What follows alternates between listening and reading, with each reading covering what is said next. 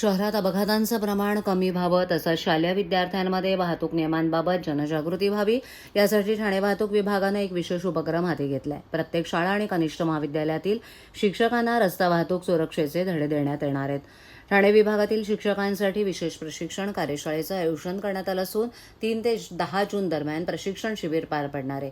त्यानंतर शिक्षकांनी आपल्या विद्यार्थ्यांना वाहतुकीच्या नियमांबाबत जनजागृती करावी असं आवाहन करण्यात आलंय।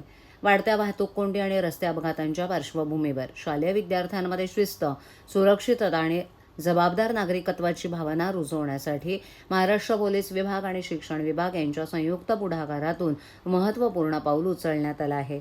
ठाणे विभागातील प्रत्येक शाळेतून किमान एक शिक्षक या कार्यशाळेत सहभागी होणार आहे। या विशेष प्रशिक्षणात सकाळी आणि सायंकाळी मैदानावर परेड, वाहतूक नियमन तसंच अंतर्गत सत्रांमधून आपत्ती व्यवस्थापन, नागरी संरक्षण, प्रथमोपचार, अग्निशमन यांचे सखोल मार्गदर्शन दिलं जाणार आहे। विद्यार्थ्यांमध्ये शिस्त, नेतृत्व गुण आणि सामाजिक बांधिलकी विकसित करण्यासाठी हे प्रशिक्षण महत्त्वपूर्ण ठरणार आहे। सध्या 172 RCP शिक्षकांना प्रशिक्षित करण्यात आलं असून या रस्ता सुरक्षा अभियानात ठाण्यातील शिक्षकांनी सहभागी व्हावं असं आवाहन ठाणे वाहतूक पोलीस उपायुक्त पंकज शिरसाट यांनी केलंय।